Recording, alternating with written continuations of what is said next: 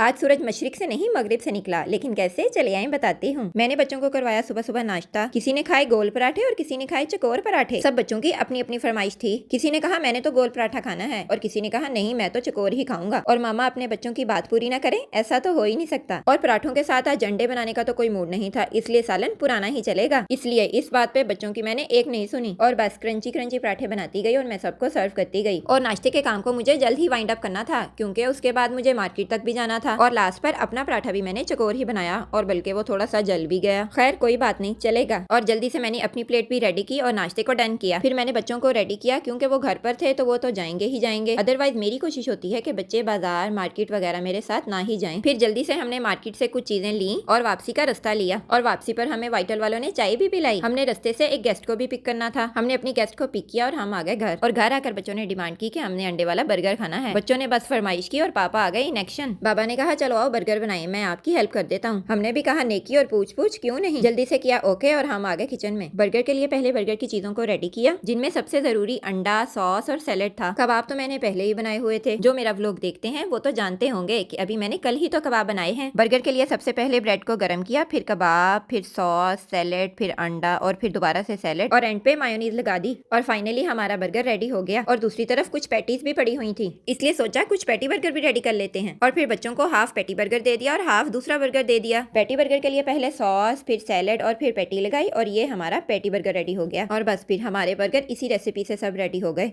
और दूसरी तरफ बच्चे भी बहुत एक्साइटेड थे। वो वेट भी कर रहे थे कि कब बर्गर बनेंगे और कब हम खाएंगे। और इस तरह से हस्बैंड जी ने आज हेल्प करवाई और हमारे साथ बर्गर रेडी किए। फिर टर्न बाय टर्न मैंने बर्गर सबको सर्व कर दिए। और बर्गर के साथ बोतल ना हो ऐसा तो हो ही नहीं सकता। फिर हम सब ने बर्गर खूब इंजॉय किए और अल्लाह का लाख लाख शुक्र अदा किया। और हमने किन गेस्ट को पिक किया ये मैं आपको नेक्स्ट व्लॉग में बताऊंगी। और अगर आपने भी बर्गर की रेसिपी के साथ हमारे व्लॉग को एंजॉय किया हो तो लाइक कर दें और नेक्स्ट देखने के लिए सब्सक्राइब जरूर कर लें।